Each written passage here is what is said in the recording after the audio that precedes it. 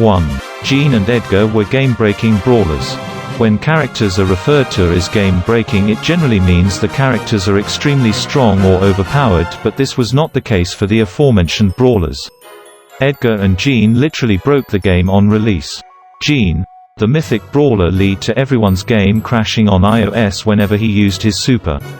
Meanwhile, Edgar, given to players for free during the second anniversary of Brawl Stars, caused servers to overload, which meant players were not able to access the game for long periods of time. This event was referred to as Edgar Apocalypse. 2. Brawl Stars was originally a space-themed game titled Project Laser.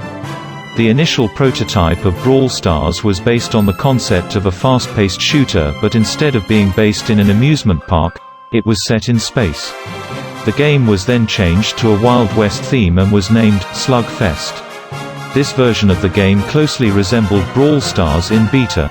The game embraced its past through a mini-game that was released in 2020 where 8-bit explores the space. Colonel Ruffs, who could be seen in early sketches of the game's character designs, and the mini-robot that the players encounter in Robo Rumble are currently the only two things that have made their way from Project Laser to Brawl Stars. 3. Pam was called Mama J earlier while Mortis had a hat. Pam, the Junker, when revealed in the Brawl Talk, was named Mama J. The name was used to convey her relationship with Jessie. Pam is Jessie's mother, and when she is away doing work she engages the services of a nanny. Another interesting fact was that Mortis was originally released with a hat, and later sometime in beta it was removed. The fans didn't like the change, and finally, Supercell decided to add the hat back. And hence when unlocking Mortis, players get two skins, the default one with no hat and the other one called Top Hat Mortis. 4. Daryl, the most tweaked brawler. Daryl, the double-barrel shotgun-wielding pirate, has seen the most balance changes. His kit has completely changed and all his skills like a normal attack, super, star power have been tweaked. Initially, Daryl was very similar to Bull, but instead of one shotgun he had two, and there was a slight delay in between which made him a weaker version of Bull. The most interesting aspect of old Daryl was his super, which was an insane 23.3 tiles long. The current version of Daryl is in stark contrast to the launch day Daryl, owing to his distinguished record of most balance changes. 5. Portrait to Landscape, the most controversial update. Brawl Stars was in beta for around 18 months and saw various changes to all aspects of the game, but one change that irked the community was the change in orientation.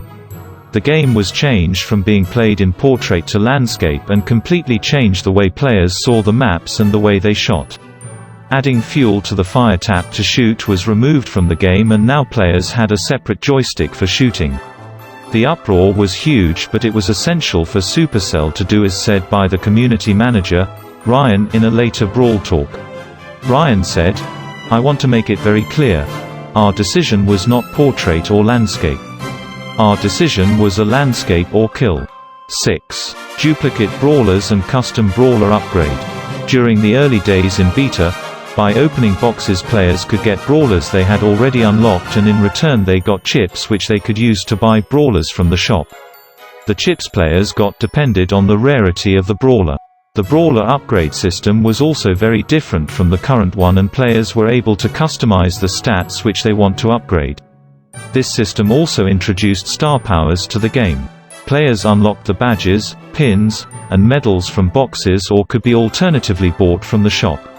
When getting all pins, medals, or badges for each section, crests were unlocked, and unlocking all crests unlocked the star power option. 7. Players could beat Brawl Stars in beta. In beta, players could technically beat the game as the developers had kept a limit on the maximum achievable trophies. The trophy cap was set at 500 trophies for brawlers, and when reaching that, players could not progress any further. Moreover, at that time there were no season resets, so players had no incentive to play after reaching 500 trophies for any brawler. There was a total of 16 brawlers in the game that put the cap at 8,000 total trophies that when reaching, players could claim to have beaten Brawl Stars. 8. Heist had only one safe and Siege gave double the trophies. Heist used to have only one safe and the two teams were randomly assigned to one side, attack or defense. The problem was that it used to favor one side heavily, which kept switching between the two based on the balance changes. On May 5, 2018 this was changed and Heist was set to have 2 safes, one for each side. Siege, when originally released, was a game mode that clocked 4.5 minutes, which was almost double of other 3v3 game modes, and to compensate for it players got double the rewards and on losing double the trophies were deducted. This caused a problem as high trophy players preferred playing Siege, making the matchmaking system skewed. The game mode was later reworked to match the length and rewards of other 3v3 game modes. 9. Bali used to deal 45% damage to the Heist safe.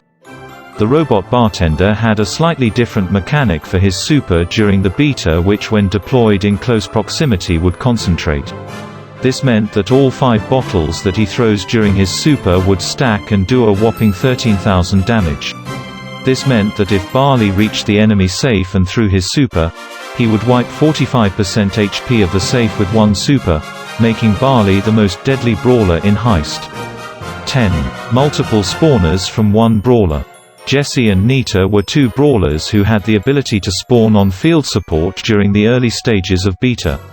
During that phase, it may have seemed quite normal to let them place multiple spawners, but soon it turned out that the supers could be chained, and having 2 or 3 spawners cause a lot of trouble to the enemies. Fixing the flaw, the system was changed to allow only one of the spawners to be on the battlefield.